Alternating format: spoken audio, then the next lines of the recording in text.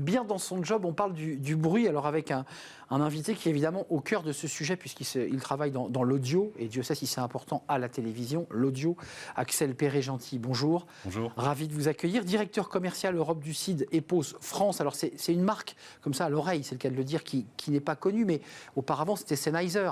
C'est ça, c'est pas rien quand même. Non, c'est pas rien. On a un grand héritage autour de l'audio, parce qu'auparavant, ça s'appelait Sennheiser Communication, et qui était basé sur une joint venture. Et depuis 3 ans, nous avons basculé sur une autre entité qui s'appelle EPOS, pour une couverture aussi mondialisée, qui intègre évidemment une division entreprise, mais aussi Air Traffic Control, qui est aussi les outils de communication pour le contrôle aérien et les structures militaires.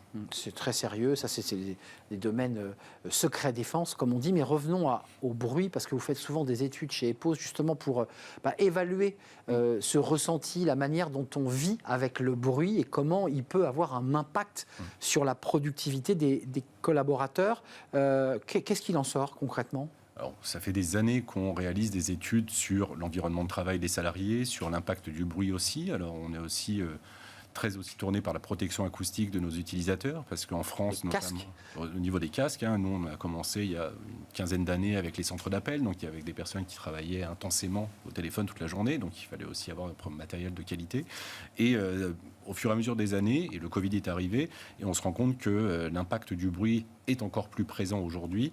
Et contextuellement, nous on peut définir 3 zones: le pré-Covid, la période de Covid où là le télétravail a été obligatoire pour tout le monde, et la période post-Covid, où désormais des salariés ont travaillé de chez eux, ont aussi eu un confort de travail différent, et aujourd'hui retournent au travail, donc on va dire sont encore plus pénalisés qu'avant sur le bruit, puisque les environnements de travail ont changé au sein des entreprises.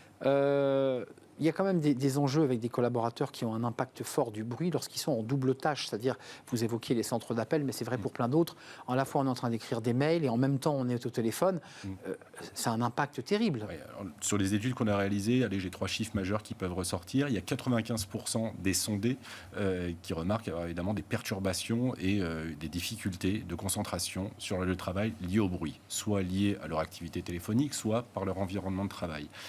Post-Covid, on a aussi fait une étude encore plus récente où désormais, on a vu le développement aussi des réunions à distance, avec la réduction des déplacements.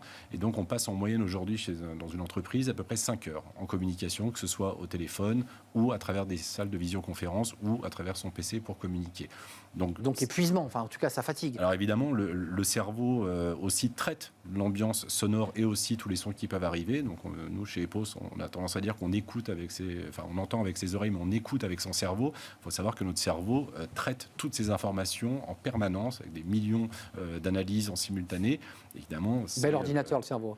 Très bel outil, mais par contre qu'il faut aussi protéger, et pour ça il y a nécessité d'avoir un équipement qui coïncide avec notre activité de travail et l'environnement de travail aussi qu'on peut subir, et c'est valable pas seulement au travail, ça peut être aussi chez soi quand on est en télétravail et être perturbé par des environnements bruyants. Donc la réalité, c'est qu'aujourd'hui, vous êtes en train de travailler et vous proposez des outils qui permettent de réduire l'effort d'écoute, d'améliorer la reconnaissance de la parole.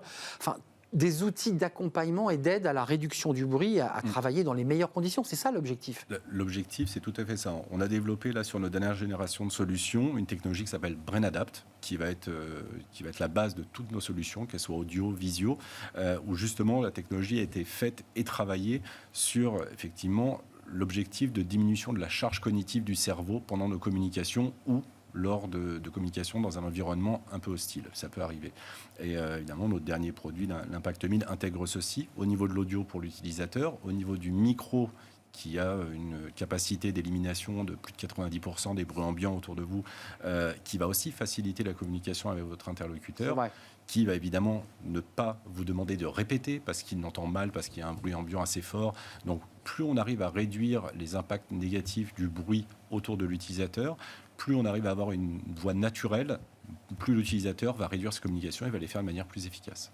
On voit bien un diagnostic fait par vos équipes pour essayer de faire un diagnostic, puis résolution par ces outils. Tout ça, c'est de la technologie. C'est-à-dire que ça vous oblige derrière, en salle des machines, à travailler sur de la technologie, des ingénieurs. Enfin, c'est un sacré travail. On a une R&D qui fonctionne très fort. Alors, comme on est appuyé par notre maison mère, qui est aussi leader mondial dans le domaine des prothèses auditives et dans les appareils de mesure acoustique, on a évidemment des laboratoires assez assez performant sur ce sujet, et ce qui nous permet évidemment d'avoir aussi toujours en tête la meilleure qualité audio et micro possible pour nos utilisateurs, la meilleure protection acoustique, parce qu'il faut savoir, les entreprises parfois l'oublient, qu'il y a une directive de 2006 sur la protection acoustique des salariés au travail. Non, on n'en parle jamais.